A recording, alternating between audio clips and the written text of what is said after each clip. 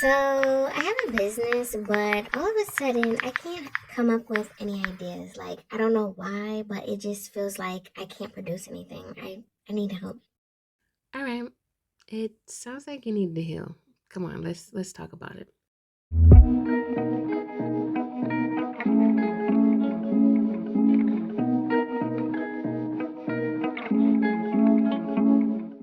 All right. So there can be plenty of reasons why this is happening.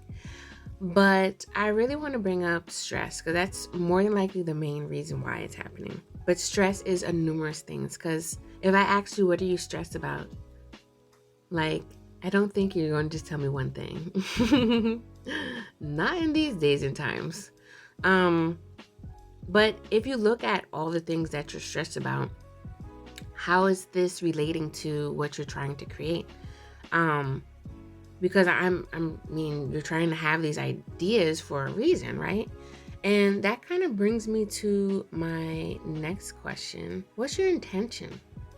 Because like a lot of times you just be doing stuff and really don't even know. And then, like, honestly, if I never or no one ever asks you, what do you stress about? You might not even know. When you stress, your mind is in overdrive, okay? Or that's how I want to put it. And it can be frustrating, it can cause a lot of self doubt. It can be numerous things that make you feel a certain way when you're stressed. And more times than none, it can stop you from taking action. So that would be like the short answer for you. But on this channel, I don't do short answers. We're going to dig into this, you know, because how else are you going to heal? So let's go back to intentions, right? Like I said in I don't know if it was the first episode, second episode, I don't remember which episode, but there's an important question as an entrepreneur that will help you navigate your intentions and set your direction of what you're trying to do here. And that question is, are you doing it for them or are you doing it for you? And a lot of graphic designers are service people. They serve, customers always right, right? And speaking of graphic design, I worked in corporate for some time, and just the life of graphic design over like 15 years, yo. It's wild to say that. And I know a thing or two about forcing ideas doesn't help.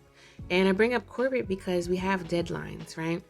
And many times the deadlines can be unrealistic, especially coming from sometimes a boss that has no idea what we do, the extent of what we do. I've had bosses that have no idea what graphic design does or the process, right?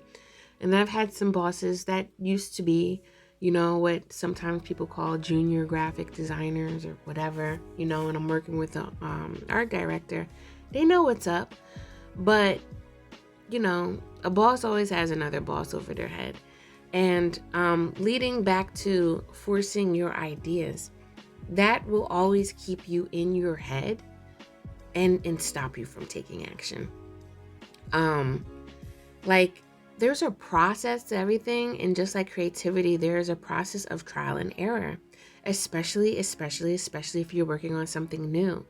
If you have a deadline for if you really put a deadline on something new and you don't know, like you might just have a random thought like, oh, this might take me like 5 hours, and it really winds up taking you like 5 weeks because you didn't know what you were doing. You had to keep going back to the drawing board, and then cousins came over and baby was crying, and all this stuff that can come up.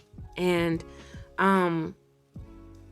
if you knew the process, it can be a smoother way to success. It can be a smoother way to finish that goal, right?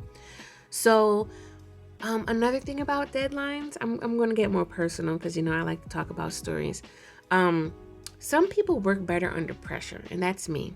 I was really good at what I did, especially in corporate, because I just knew I knew the sense of urgency very well from my childhood and upbringing and just being always in a rush. And Lord, I can go on and on about that. But I also was learning and being used to the lifestyle of the hustle. I worked in a city as well, and that hustle culture can get played out real quick. I am, if anybody is watching this, that understands human design, I am a projector. Our steam runs out quick.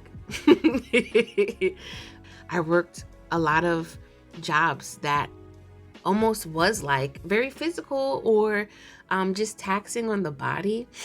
But the sense of urgency, right? For me, I think it helped cause my burnout though, because I was trying to change my lifestyle. And when you're trying to change your lifestyle, you have to change your mindset. Old ways won't open new doors. And every next level of your life will demand a different version of you. Straight up, straight like that, like hands down. So it's like, again, when you're trying to do something new, you got to get yourself in the mindset. You got to really get real with yourself and understand what the heck is going on. What am I doing? How am I feeling that's causing this? And how can I make this better?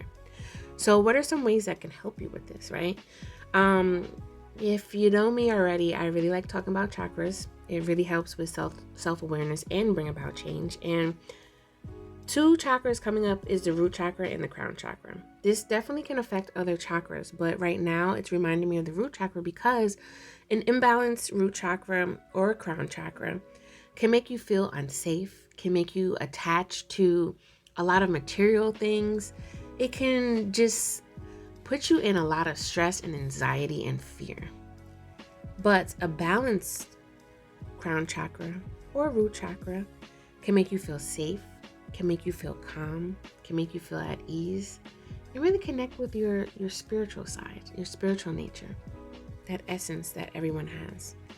And some ways that can help you, like for your crown chakra, meditation, and root chakra too, but your crown chakra, the meditation allows you to connect with your higher self, a sense of something bigger than you, God, universe, whatever you want to call it, right? And it can help you set the tone. It can help you set the tone. And having that peace and serenity feeling of a crown chakra, balanced crown chakra can give you, that's, oof, I'd love to be in that all the time, right? And a balanced root chakra can really help you feel safe and at ease, and self-secure. So some things that you can do to help balance this out, some things that can help you do that can help you bring up more ideas, right? Relieve that stress is meditation. Meditation doesn't always have to be sitting. It can be walking, it can be exercise, that can be a form of meditation, yoga, right? Setting the tone with music. I love music. Like, have you ever just set the tone before working? I'm not going to put on, if I want to be calm, I'm not going to put on some hardcore rap, techno, upbeat, I don't know, rock. Like, I'm not going to put that on. I'm just not. I'm going to put on some lo-fi, chill, hip hop, right? Or something else that's really calming to me and soothing to me. Another thing people don't talk about is setting a sacred space. Sacred space does not have to be a form of ceremony. It doesn't have to be. And lighting some incense, lighting a candle, maybe doing a little dance before you do it. I don't know, saying a prayer. I don't know. But whatever makes you feel more in tune and tapped in with yourself, and again, feeling safe and at ease, bringing peace to your environment, that will help you. Now, another one I'm going to leave you with is the greatest cure for creative block, right? Is stopping the work that you're stressing and forcing yourself to do. Stopping that and actually shifting gears into another creative task that will give you more ease and feel joy. Maybe something that's your hobby. It could be something like that. Or doing something you never tried before. Like, I never tried pottery. I want to try that. Doing that kind of tricks your mind and lets you just let go of whatever you're obsessing or overthinking about. And creativity is healing. It's therapeutic, and it brings you, it's very introspective. it can bring up a lot of self-awareness, and it really helps your inner child. If you're not familiar with inner child, it's like that jovial sense of you that is not always about adulting and responsibilities. And it's about having fun. Um, so, that's a way that can help you with that creative block too. So, this brings me to an end. Thank you so much for listening. If you are still rocking with me, thank you. I'm Coy, and I help soul led businesses develop their brand that aligns with their dream lifestyle. And I help solopreneurs gain clarity, confidence, and clients, okay? And if you're curious to know what's blocking your business, I've created a short quiz, very short, that can help you gain some insight. And you can find that in the link below. And you can also find my website in the link below if you'd love to learn more about how I heal entrepreneurs. So check it out, check the links below. And if you're feeling the vibe, please subscribe, all right? I have plenty more videos coming up. And comment below, man. I love to see the comments. It does help my rating, but I love to see the comments. I want to respond. So yeah, check me out, check me out. I have more to come. And until next time, y'all, I'm outie. Peace.